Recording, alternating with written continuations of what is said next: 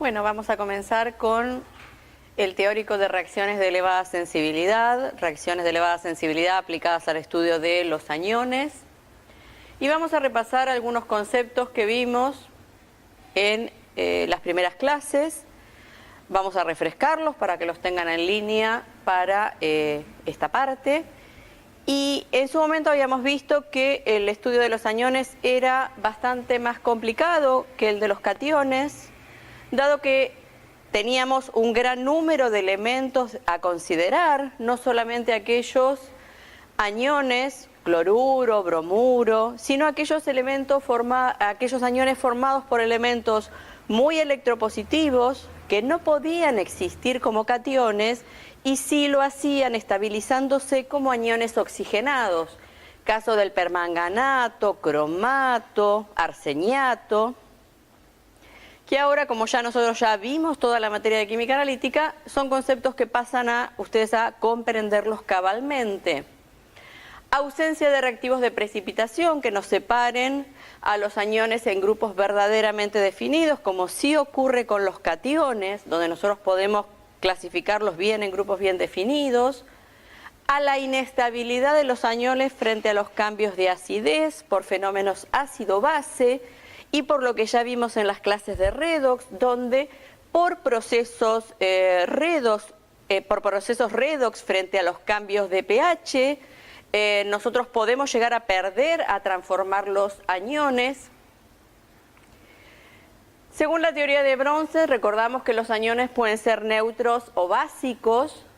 ¿A qué se debe la basicidad? La basicidad se debe, por ejemplo, en este caso, la reacción del anión sulfuro, reaccionando con una molécula de agua, es capaz de quitarle un protón a esta molécula de agua y liberar estos oxidrilos. Este equilibrio, la expresión matemática, es la primera constante de basicidad, como ya lo vimos, que es igual a la constante de autoprotólisis del agua dividido la segunda constante de acidez del ácido sulfídrico. Habíamos visto también en su momento que hay aniones más o menos básicos. Por ejemplo, el oxalato comienza a protonarse en un pH, cuando nosotros estamos en un pH por debajo de 1.2, no tenemos oxalato ni oxalato monoácido, sino que tenemos ácido oxálico. En un pH entre 1,2 y 4,3 tenemos fundamentalmente oxalato monoácido, y recién cuando estamos en un pH mayor de 4,3, recién en ese caso tenemos oxalato. Recordando también que este anión forma un ácido fijo, que si por alguna condición yo he tenido que llegar a pHs tan bajos, para poder analizarlo como oxalato, lo que debo hacer es alcalinizar para recuperarlo como oxalato, mientras que si mi anión forma un ácido volátil, como podría ser el caso del sulfuro, del cianuro, no va a ser tan fácil porque ese anión se va a haber ido de mi solución. Entonces, recordar también que la acidez necesaria para que tenga lugar la protonación de mi anión va a depender de cuán básico es ese anión a analizar. Esto nosotros ya lo vimos y que acá nosotros veíamos cómo era el comportamiento de aniones provenientes de ácidos polipróticos, como podía ser cuál era el comportamiento del bicarbonato, el bisulfito, el sulfuro ácido.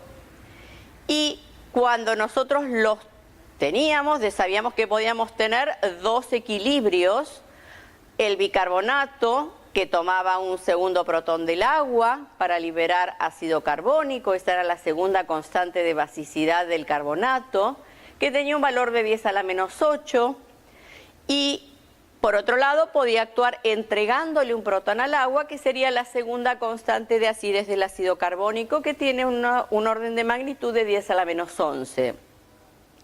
En su momento habíamos preguntado cuál sería el pH de una solución acuosa de bicarbonato de sodio. Y entonces lo que nosotros íbamos a hacer era ver cuál de los dos equilibrios se daba en mayor extensión, cuál de los dos equilibrios predominaba. Y nos dábamos cuenta que el que predomina es este equilibrio, entonces el pH de una solución acuosa de bicarbonato de sodio es ligeramente alcalino, porque el que está predominando es este equilibrio. Mientras que si hacemos el mismo análisis para el sulfito ácido, planteamos las dos condiciones en las que podría trabajar y comparamos la extensión en la que cada uno de los dos equilibrios se produce, podemos fácilmente responder a la pregunta ¿cuál será el pH de una solución acuosa de bisulfito de sodio? Miro cuál de los dos equilibrios predomina, el que veo que predomina es el segundo de los equilibrios y voy a decir que el pH de una solución acuosa de bisulfito de sodio es ligeramente ácido. Es recomendable que hagan este ejercicio para fosfato de sodio, fosfato monoácido de sodio y fosfato diácido de sodio, buscando en el libro las respectivas constantes y planteando los equilibrios bajo los cuales van a trabajar.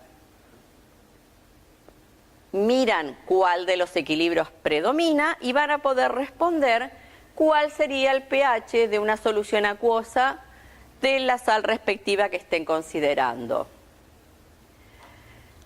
Pero eso es si están solos en agua. Ahora, si están acompañados de algún otro elemento, ya no es tan fácil la respuesta. Porque, por ejemplo, estos aniones provenientes de ácidos polipróticos, si hay otro elemento presente en la solución, pueden llegar a cambiar su comportamiento. Por ejemplo, el bicarbonato, que nosotros decíamos que en agua solito daba una reacción ligeramente alcalino porque le sacaba un protón al agua, frente a una base más fuerte que él, actúa como un ácido, entregándole un protón al sulfuro. Y acá nos estaría faltando un 2 y acá otro 2 porque estamos con dos protoncitos acá. En cambio, si estamos frente a protones provenientes de acidez mineral, lo que va a hacer el bicarbonato es tomar ese protón y formarse ácido carbónico de existencia efímera que termina convirtiéndose en dióxido de carbono y agua.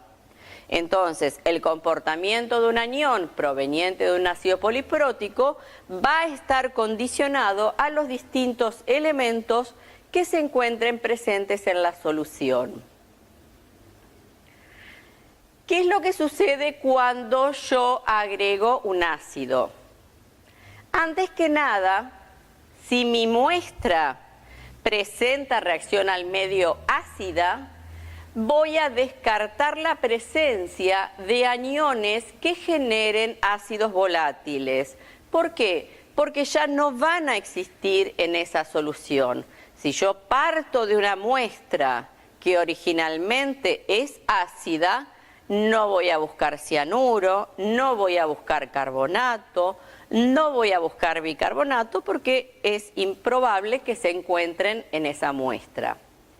Ahora bien, si yo a mi muestra le agrego un ácido, a temperatura ambiente, carbonatos y bicarbonatos liberan dióxido de carbono, sulfitos ácidos liberan dióxido de azufre, tiosulfato libera también dióxido de azufre y forma azufre coloidal, porque hay una dismutación.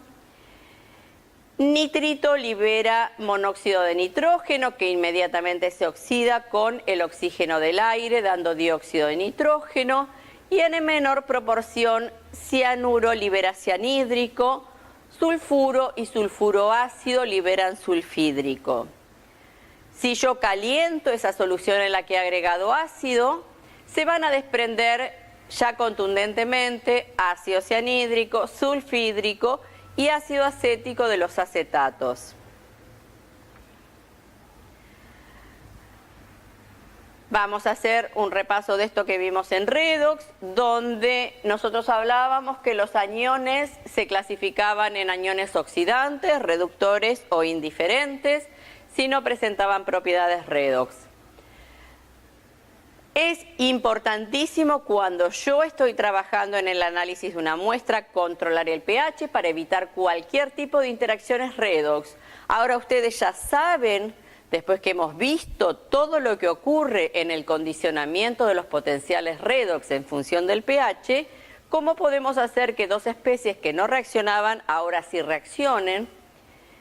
Y como regla general les recuerdo que en general los aniones oxigenados son más oxidantes en medio ácido. Es el caso del iodato, clorato, bromato, cromato, nitrato, nitrito, arseniato, permanganato. Cuanto mayor es la acidez para estos aniones, la forma oxidada es más oxidante, y cuanto mayor es la alcalinidad, la forma reducida es más reductora. Entonces, la coexistencia, o sea, existir distintos aniones en un mismo lugar, en un mismo espacio físico, la coexistencia de aniones oxigenados, oxidantes y reductores va a depender de las diferencias de sus potenciales de oxidación, de sus potenciales redox y del pH. Nosotros sabemos que el pH condiciona estos potenciales. En un medio ácido fuerte, y nosotros esto lo sostenemos aplicando la ecuación de Nernst y los cálculos correspondientes, en un medio ácido fuerte son incompatibles los oxidantes y los reductores. Por ejemplo, dicromato, iodato, arseniato, bromato, clorato no puede coexistir. Si alguno de estos está, estos no pueden estar. Sulfito, tiosulfato, nitrito, ioduro, sulfuro, cianuro. Ya en un medio acético pueden coexistir ciertos oxidantes y reductores cuyos potenciales redox a esa acidez no se encuentren muy distanciados. Nosotros sabemos que cuanto mayor es el delta potencial, mayor es la probabilidad de que el sistema reaccione. En un medio neutro o ligeramente alcalino son compatibles casi todos los iones. Pero, sin embargo, aún en dicho medio y aniones extremadamente oxidantes como el permanganato, hipoclorito, hipobromito, tienen suficiente poder oxidante para oxidar a reductores fuertes como son el sulfuro, sulfito y tiosulfato. En un medio alcalino, oxidantes muy fuertes como el clorato, el iodato, pueden oxidar muy lentamente, pero lo pueden hacer, a ciertos reductores fuertes. Sulfuro, este 2 se cayó, en realidad tiene que ser sulfuro 2 menos, sulfito y nitrito, ¿sí? Vamos a ver y recordar algo que vimos y ahora que lo van a poder interpretar perfectamente porque ya saben manejar la ecuación de Nernst, que es lo que nosotros denominamos oxidación selectiva de los haluros. Acá tenemos el potencial en función del pH y esta recta es la del sistema permanganato-manganeso divalente, que cuando nosotros lo condicionábamos al pH y hacíamos la representación del potencial condicionado al pH, nos quedaba que era 1,5 menos 0,09 por pH, le poníamos valores de pH y trazábamos esta recta. Le graficábamos el potencial de la cupla clorocloruro de 1,36 voltios, bromo-bromuro de 1,08 y de la yodo-yoduro de 0,53. Siempre recordando que la de yodo-yoduro mantiene ese potencial constante en 0,53 hasta pH 10, porque luego dismuta. Y entonces vemos que a pH 5, que estaríamos aproximadamente acá, el permanganato oxida solamente al ioduro, a yodo. Si nos posicionamos en pH 2,5, que estaríamos aproximadamente acá, El permanganato oxida al yodo a yoduro a yodo y al bromuro a bromo. Y si nos vamos a pH de 0, el permanganato va a ser capaz de oxidar al yoduro a yodo, al bromuro a bromo y al cloruro a cloro. ¿Sí? Entonces, en pH de 0 es capaz de oxidar a los 3 haluros, a pH de 5 solamente al yoduro, a pH de 2,5 al bromuro y al yoduro, y a pH de 0 a los 3. Acá tienen para que recuerden cómo aplicando la ecuación de Nernst yo llegué a esta expresión del potencial condicionado con la que fabrico la curva. Y vamos a ver cómo me sirve esto de poder ir cambiando el pH para poder analizar los distintos aniones si es que están en una mezcla. Supongamos que yo tengo los 3 haluros en una mezcla y solamente dispongo de permanganato y agentes para cambiar el pH. ¿Por qué pH voy a comenzar? Si comenzara a pH de 0 no me serviría porque es capaz de oxidar a los 3. Entonces voy a empezar trabajando con un pH de 5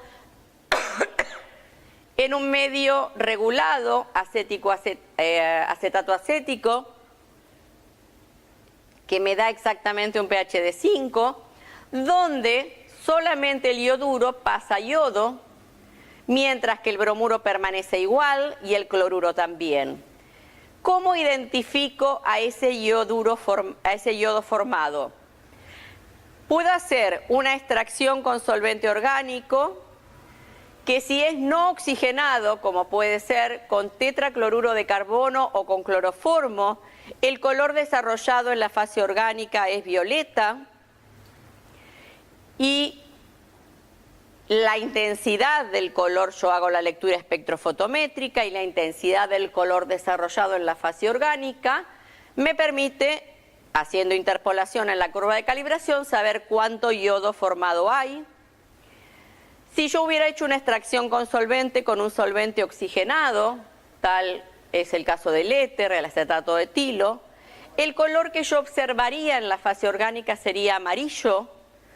De nuevo, realizo la lectura espectrofotométrica de la intensidad del color desarrollado en la fase orgánica, interpolo en una curva de calibración y puedo saber cuánto yodo hay, cuánto yoduro había originalmente presente en la muestra. Bien,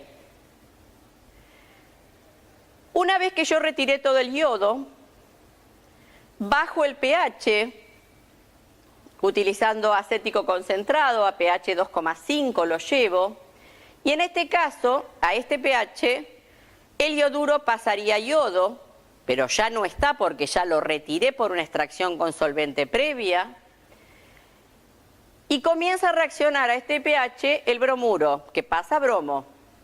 ¿Sí? Entonces, de los dos que reaccionarían, el primero ya no está porque lo retiré a pH 2,5, entonces me está quedando solamente que se está formando el bromo. El bromo yo lo puedo extraer con una extracción con solvente orgánico, con cloroformo, da color amarillo anaranjado en la fase orgánica y eso me permite realizar una cuantificación. Si yo quisiera hacer solamente una reacción cualitativa, podría hacer la reacción con fluoresceína, como vamos a ver ahora. Ahora, lo que voy a hacer es bajar el pH de esa alícuota a pH de 0. A ese pH normalmente yoduro pasaría a yodo, bromuro pasaría a bromo y cloruro pasaría a cloro. Ya no tengo yoduro porque lo saqué, ya no tengo bromuro porque lo retiré y el cloro formado yo lo puedo o identificar con la reacción de bromuro fluoresceína. Vamos a ver cómo la vamos a proceder. Y por el otro lado, esa es una reacción cualitativa, tengo una cuantitativa donde hago una reacción con un reactivo orgánico que se llama ortotolidina, el cloro formado da un color amarillo y yo puedo hacer una lectura espectrofotométrica del color desarrollado e interpolar en una curva de calibración. Vamos a detenernos un poquitito en la identificación de bromuro, donde dijimos que teníamos reactivo liberador, permanganato en medio ácido acético, que me da un pH de 2,5, reactivo revelador fluoresceína. A ese pH lo que ocurre es bromuro pasa a bromo, y en la boca del tubo yo tengo un papel impregnado en fluoresceína, que es este compuesto. El bromo formado acá migra por el tubo, se encuentra con la fluoresceína que está impregnando el papel que está en la boca del tubo y se produce esta reacción. Y si yo veo una mancha rosada, quiere decir que había bromuro presente en la muestra. Ahora, cuando yo tengo que identificar el cloruro, tengo que ir a pH 0, por eso ahora el reactivo liberador es permanganato sulfúrico concentrado, y el reactivo revelador es una mezcla de fluoresceína con bromuro de potasio. A este pH lo que ocurre es que el cloruro pasa a cloro. Cuando este cloro alcanza el papel impregnado en fluoresceína bromuro de potasio, se da esta redox, donde el bromuro pasa a bromo a expensas de la acción del cloro que pasa a cloruro, y es este bromo el que reacciona con la fluoresceína que se encuentra en el papel para dar eosina. Obviamente es lógico pensar que si hay bromuro presente en el medio me va a interferir, ¿sí? Entonces, acá, bueno, tenemos un poquito más grande la reacción de la fluoresceína con el bromo. Esta es la reacción de la ortotolidina con el cloro, liberado a pH 0 con permanganato, y este es el compuesto de color amarillo que se forma, cuya lectura espectrofotométrica me permite tener un método para cuantificar cloruro.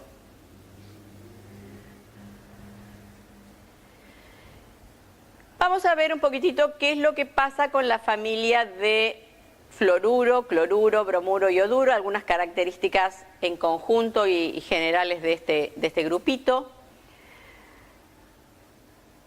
Frente a la acción de sulfúrico diluido, el fluoruro podría liberar una ligera cantidad de fluorhídrico, muy escasa, pero ojo que si tienen esa posibilidad, el fluorhídrico es un elemento que ataca el vidrio.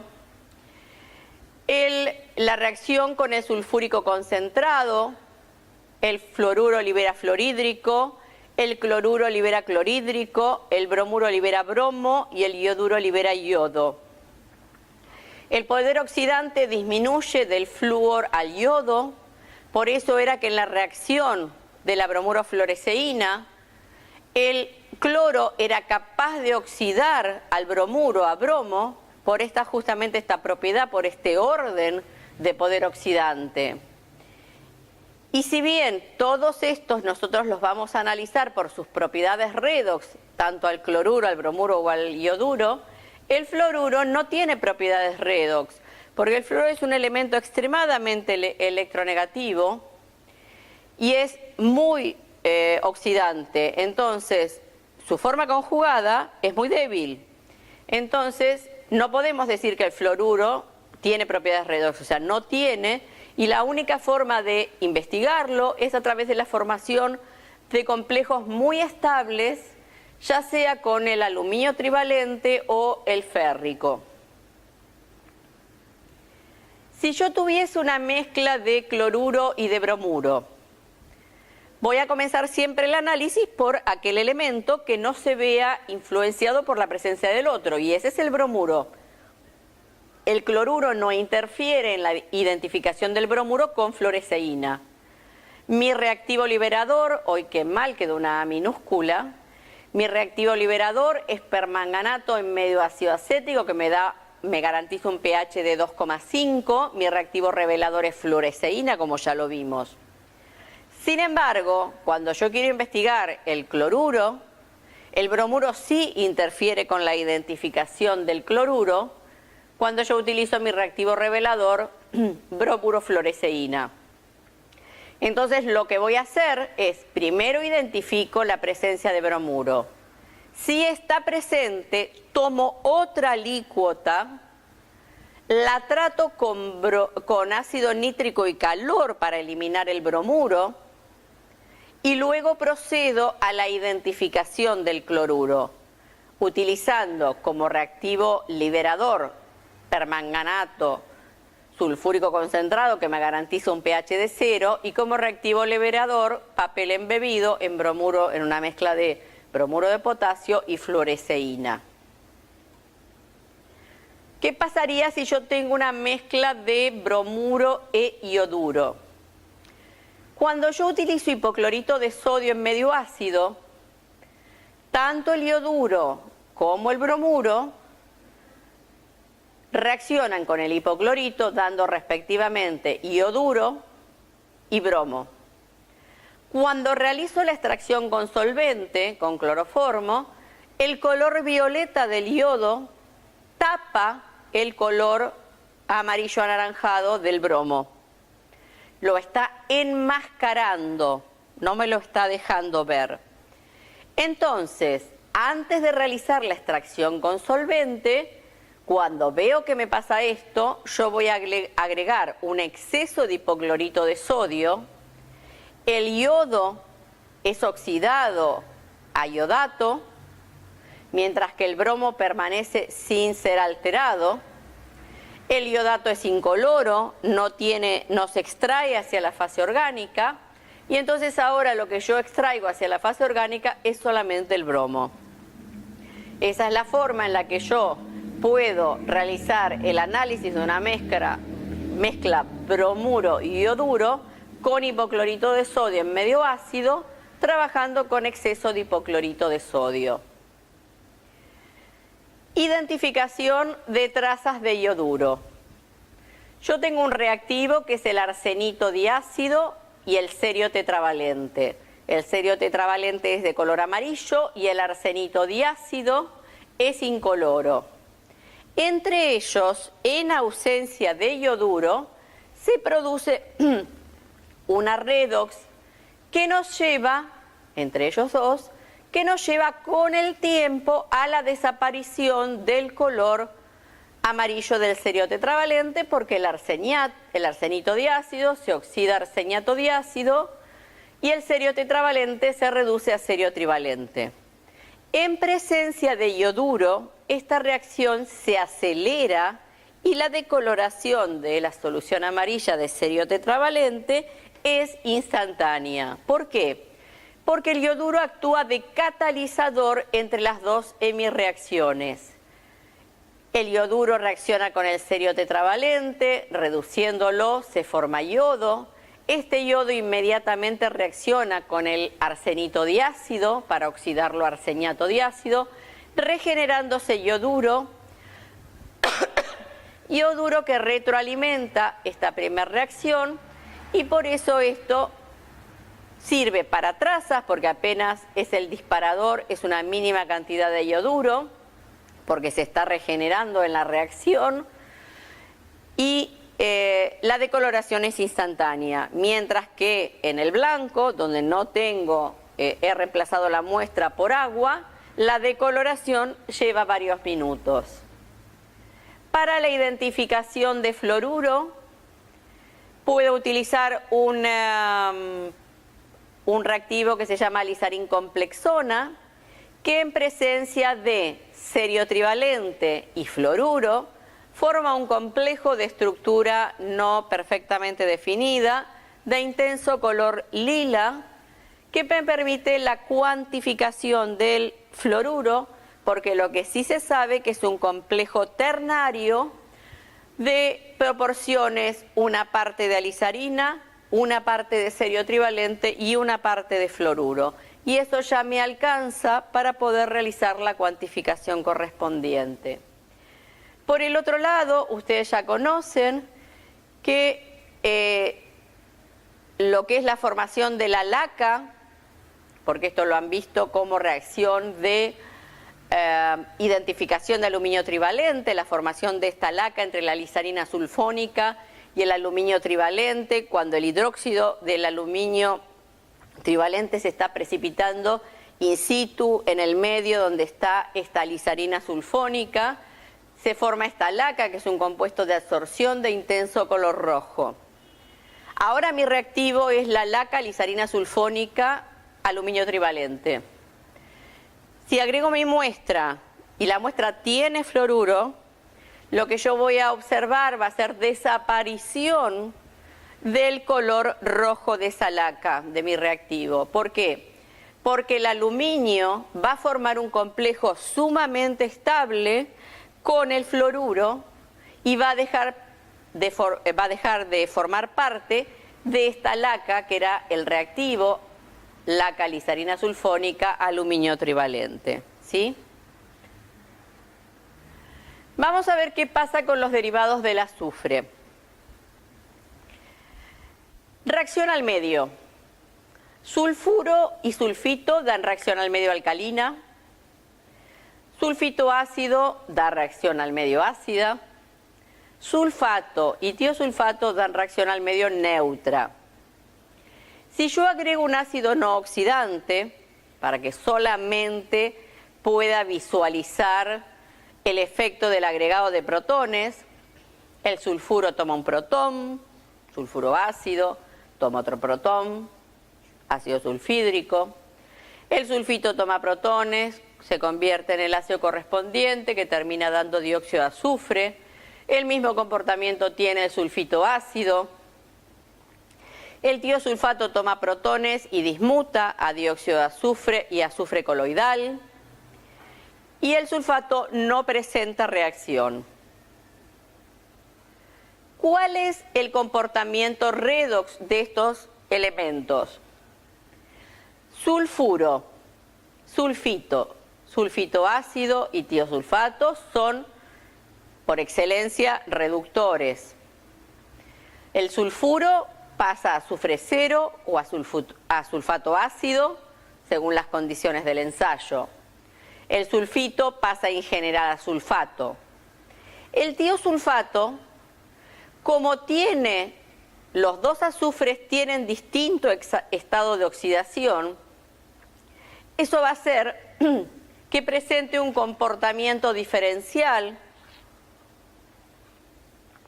frente a oxidantes o reductores. Por ejemplo, frente a oxidantes suaves, el tiosulfato pasa a tetrationato, oxidantes suaves como el yodo, el férrico. Frente a oxidantes fuertes como el permanganato, pasa a sulfato. Frente a reductores como el aluminio cero, el zinc cero, pasa a sulfuro. O sea, fíjense que va a depender de con quién se está enfrentando, cuál va a ser su comportamiento. Acá yo les traigo a colación algo, y si bien yo les dije que como reacción de elevada sensibilidad no funcionaban las reacciones de precipitación, es una reacción interesante porque la combinación de dos reacciones altamente inespecíficas, como puede ser la precipitación, la aparición de un precipitado negro con sulfuro y la solubilización de un precipitado con un ácido, la combinación de ambos en este caso da una reacción de identificación. Si bien no es una reacción de elevada sensibilidad, es importante tenerla presente porque la combinación de dos reacciones inespecíficas termina dando una reacción sumamente específica. ¿Por qué? El sulfuro frente a plata, yo utilizo como reactivo nitrato de plata, precipita sulfuro de plata negro. Hasta acá, que algo precipite negro con nitrato de plata no es ninguna novedad. Numerosos son los precipitados negros que aparecen con la plata. Pero la característica es que ese precipitado sea soluble en nítrico 3 formal. Y no es soluble por un fenómeno ácido-base, sino que es soluble por un proceso redox. Fíjense, el sulfuro de plata frente a este ácido, que es un ácido muy diluido, un 3 formal, establece un proceso redox donde el sulfuro pasa a azufre cero, o sea, aparecen ese azufre coloidal, esas escamitas amarillitas que flotan en la superficie libre del líquido, y el nitrato pasa a monóxido de nitrógeno, que inmediatamente se oxida con el oxígeno del aire a dióxido de nitrógeno, que tiene un color muy particular, que es un gas que denominamos pardo leonado. El sulfuro es importante investigarlo en el aire. Hay numerosas industrias en las que es importante monitorear porque es sumamente tóxico el sulfídrico. Y entonces, bueno, ahora sí vamos a ver una reacción de elevada sensibilidad. En el aire el sulfídrico está como ácido sulfídrico. Ahora, ¿se acuerdan el aparatito que nosotros habíamos utilizado para muestreo de aire? Bueno, vamos a usar el mismo dispositivo para muestrear aire. Ahora, ¿qué líquido le vamos a colocar para poder ese sulfídrico que está en el aire retenerlo en la solución? Vamos a emplear una solución alcalina, porque así yo lo tengo como sulfídrico, hago burbujear el aire en una solución alcalina y por un mecanismo ácido-base lo retengo como sulfuro, ¿sí? Cuando llega el momento de hacerlo reaccionar con este reactivo, que es paraminodimetilanilina, le agrego ácido clorhídrico porque lo necesito que en ese momento se transforme en ácido sulfídrico, le agrego férrico, se forma este compuesto que es el azul de metileno. Obviamente, como lo dice su nombre, es un compuesto de intenso color azul. La lectura espectrofotométrica de la intensidad del color desarrollado es interpolada en una curva de calibración y me permite realizar la cuantificación. Como agentes que interfieren, gran presencia de agentes reductores me van a interferir. Pero como yo, en este caso de hacer el muestreo de aire, lo voy a estar haciendo burbujear en una solución alcalina, si es el caso de una muestra de aire, no voy a tener presencia de agentes reductores. Sí lo podría tener si es otro tipo de muestras, ¿sí? Este dispositivo lo vamos a utilizar, es un dispositivo para captura de gases ácidos con una resina de intercambio iónico. Yo acá voy a tener mi muestra, voy a agregar lo que tenga que agregar, como vamos a ver en las técnicas, y voy a liberar un gas que va, mediante esto que es una corriente de aire de un gas inerte, lo voy a forzar a que mi gas formado pase a través de esta cámara que contiene una resina de intercambio iónico, que en este caso va a ser una resina de intercambio aniónico, donde lo que va a hacer esta resina de intercambio aniónico va a ser retener todos los aniones que pasen a través de ella. Y la vamos a utilizar para la identificación de sulfito. Yo lo que voy a hacer en esta columna, voy a tener la muestra, voy a agregar ácido y voy a liberar dióxido de azufre. Nosotros sabemos que a partir de un sulfito, yo con un ácido puedo agregar dióxido de azufre. Yo hago burbujear acá un gas inerte y fuerzo a que mi dióxido de azufre pase por acá. Pero si yo les dije que esto es una resina de intercambio aniónico y entra dióxido de azufre, lo que les tengo que agregar es que esta resina está equilibrada en medio alcalino, porque es la única forma en la que mi anión, que ahora está convertido en dióxido de azufre, vuelva a estar como sulfito y quede retenido por mi resina de intercambio aniónico. ¿Sí? Como dice acá, yo libero de mi muestra dióxido de azufre con nítrico 3 molar, lo capto con la resina de intercambio iónico, que en este caso es una resina de intercambio aniónico, y lo voy a retener como un anión, como sulfito. Y de una resina de intercambio aniónico yo tengo dos formas de eluir. O volverlo a convertir en una especie no cargada, con lo cual le mandaría un ácido, o puedo eluirlo con una solución de alta fuerza iónica. Si yo lo eluyo con ácido, lo voy a eluir como dióxido de azufre, con lo cual no me va a servir para analizar porque no lo voy a tener en solución. Y entonces por eso es que elijo eluirlo con una solución de elevada fuerza iónica. Ese sulfito que se eluye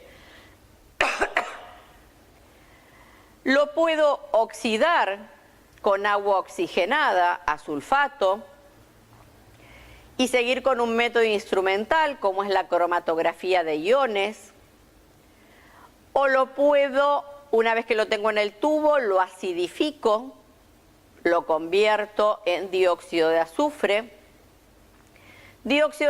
que lo hago reaccionar con iodato, se establece una redox y en esta redox se produce yodo, y este yodo yo lo puedo reconocer con almidón, que da un intenso color azul, ¿sí?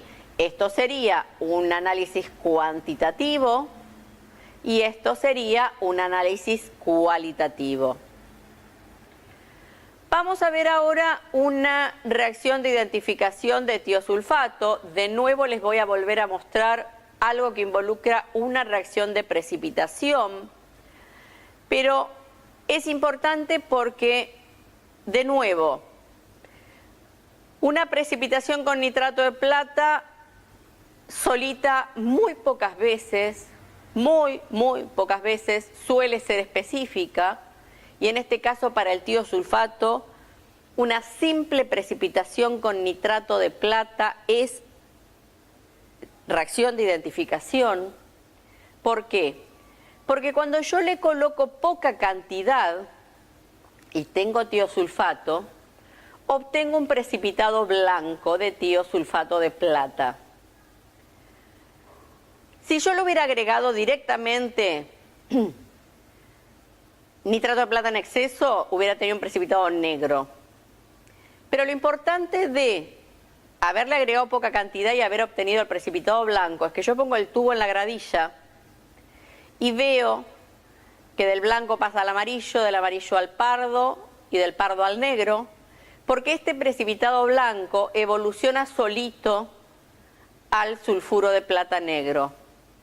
Entonces, un simple reactivo que no es para nada específico, en este caso para el tiosulfato, se convierte en un reactivo de identificación. No es reacción de elevada sensibilidad porque involucra una precipitación. Sin embargo, no quería dejar de nombrárselos porque a veces la química analítica nos da sorpresas y nos encontramos con reactivos como este y situaciones como esta. Para el tiosulfato, esto ya lo vimos en los primeros teóricos, la reacción de identificación, la cuantificación va a correr por un método instrumental, pero la reacción de identificación corre por la decoloración del rodisonato de bario. Rodisonato, en presencia de bario, forma un compuesto de color rojo. Ese compuesto de color rojo, cuando nosotros lo ponemos frente a una muestra que tiene bario, lo que vamos a observar es desaparición del color rojo y aparición de un precipitado blanco de sulfato de bario. ¿Por qué? Porque el bario que deja libre es el equilibrio del rodisonato de bario, alcanza para precipitar y superar el valor del KPS del sulfato de bario y precipitar sulfato de bario. En consecuencia, todo este equilibrio se desplaza hacia la izquierda, liberando el bario, y por eso es que observamos la desaparición del color rojo. Vamos a ver qué es lo que pasa con la familia del nitrito y del nitrato. El nitrito es débilmente básico, Por tener un estado de oxidación intermedio puede actuar como oxidante o como reductor, porque por ejemplo frente al ioduro en medio ácido actúa como oxidante porque pasa monóxido de nitrógeno. Sin embargo, frente a un oxidante, acá hay un 2 de más, acá sobra un 2, frente al permanganato en presencia de sulfúrico concentrado, que es un oxidante muy fuerte, no se olviden de borrar ese 2. El nitrito actúa como reductor, él se oxida. ¿Cuál es su comportamiento frente al ácido? Dijimos que frente a un ácido dismuta dando monóxido de nitrógeno y nitrato, monóxido de nitrógeno que se oxida con el oxígeno del aire, dando dióxido de nitrógeno, que es un gas de color pardo leonado. El nitrato es neutro, es un anión neutro, es un oxidante débil y aumenta su poder oxidante conforme aumenta la concentración de protones. Cuanto más concentrado, o sea, si nosotros tenemos un nítrico diluido, es un oxidante muy débil, mientras que, y ahí vamos a depender su propiedad redox, va a depender de con quién se esté enfrentando, con qué sistema se esté enfrentando, mientras que el tope de poder de oxidación lo tiene el nítrico concentrado, ¿sí? Por eso acá yo les coloqué, aumenta su poder oxidante al aumentar la concentración de protones.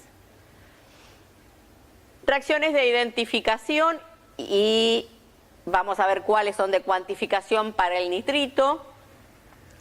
Tenemos solamente de identificación la reacción del anillo pardo, usando como reactivo liberador ácido acético. La reacción de Gries es de identificación y cuantificación por excelencia, donde nosotros tenemos el ácido parasulfanílico que reacciona con el nitrito en medio clorhídrico, forma esta sal de diazonio. Por favor, la carga positiva está sobre este nitrógeno, porque es el que tiene las 4 bracitos, no sobre este. Esa sal de diazonio reacciona con la alfa-naftilamina, formando un azo derivado de intenso color rojo, que me permite detectar trazas de nitrito, y es por eso que la reacción de Gries es el método oficial de determinación de nitrito en aguas. Reacciones de identificación, y vamos a ver cuáles de cuantificación para nitrato. La reacción del anillo pardo es de identificación, utilizando como reactivo liberador sulfúrico concentrado. La reacción de Gries sirve para identificar y cuantificar nitrato previa reducción del nitrito en presencia de zinc en medio acético. Les marco el pH en el cual se hace esta reducción porque es sumamente importante. En medio acético, el nitrato para el nitrito y podemos hacer la reacción de Gries. Porque si yo trabajo con zinc o aluminio metálico en medio fuertemente alcalino, la reducción sigue llevando el nitrato a amoníaco y ya la reacción de Gries el amoníaco no lo da. Entonces, la única forma sería seguir con una reacción de identificación con el reactivo de Nessler o el viraje del papel de tornasol rojo, ¿sí? Entonces, esta sería identificación por excelencia, esta con reducción en medio acético, identificación y cuantificación, reducción a amoníaco en medio fuertemente alcalino, sería solamente identificación, porque bueno, el viraje del papel de tornasol y el reactivo de Nessler solamente es lo que permiten.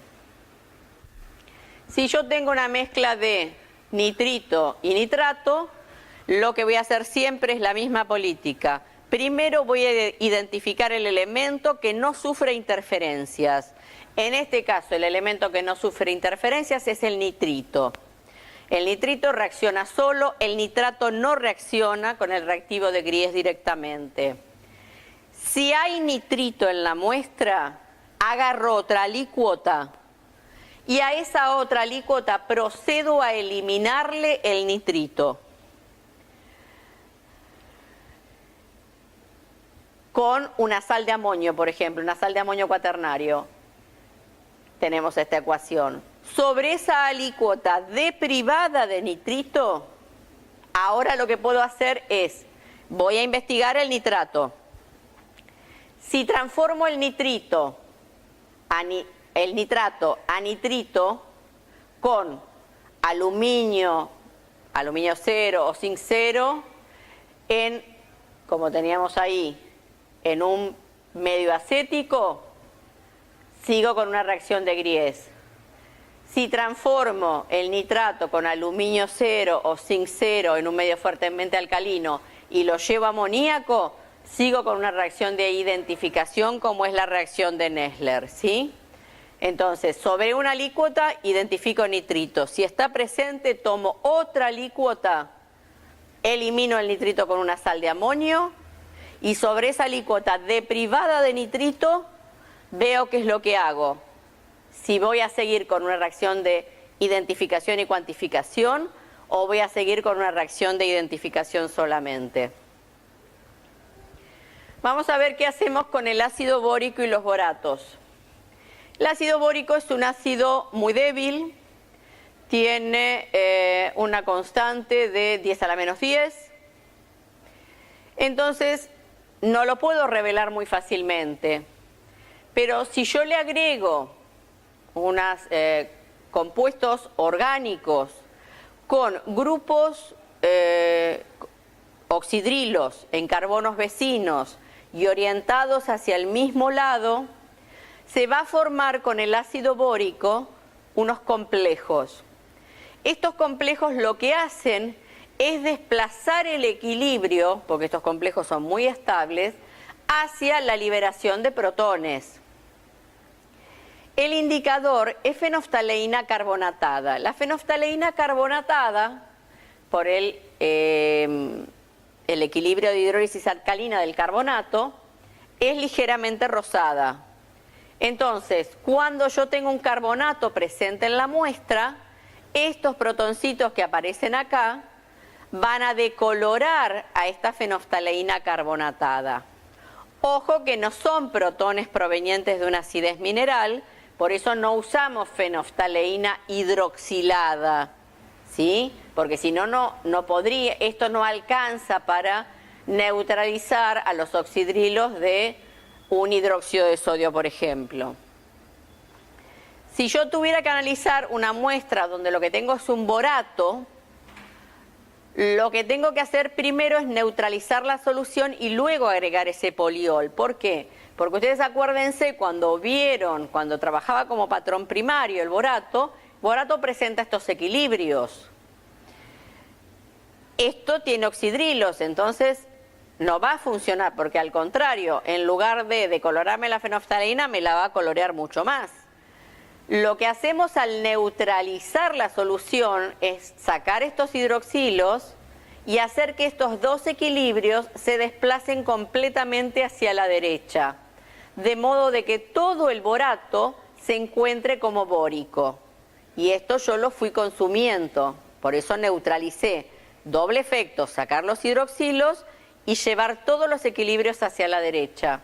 Luego agrego, ahora cuando tengo todo el borato como bórico, agrego el poliol, hago la exaltación de la acidez y realizo y observo la decoloración de mi indicador, ¿sí?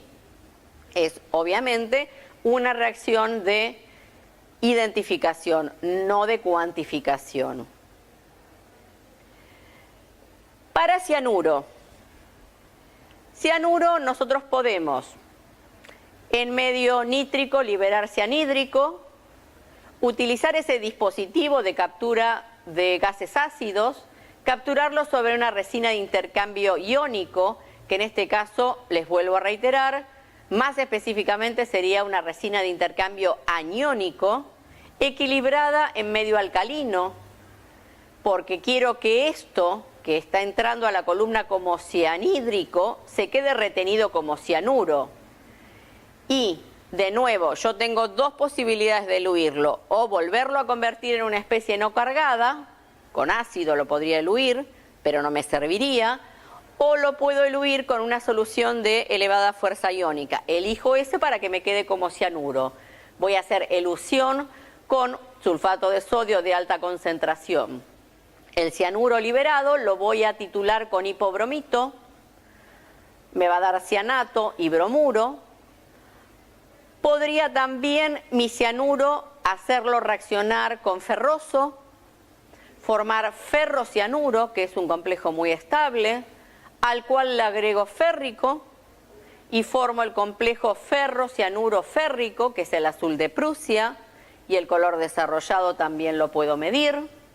O bien puedo seguir con un método instrumental, trabajando a pH 11-13, porque recordemos que si yo trabajo, es sumamente básico este anión, si yo trabajo en un pH por debajo de 11 ya se empieza a protonar, podría utilizar un electrodo ion selectivo para cianuro para medir su concentración. Y por último vemos el tiocianato. El tiocianato en presencia de permanganato en medio ácido, lo transformo en cianuro, que lo estoy liberando como estoy en medio ácido, es cianhídrico. Y este cianhídrico, de nuevo, sigo con las técnicas que vimos antes, captura y elusión y valoración con hipobromito, formación de ferrocianuro férrico, electrodo ion selectivo para cianuro. O bien al tiocianato lo puedo hacer reaccionar con férrico y determinar y cuantificar la formación de este complejo rojo, que es el tiocianato férrico. Y esas son las formas que tengo para ver, de identificar y cuantificar al tiocianato.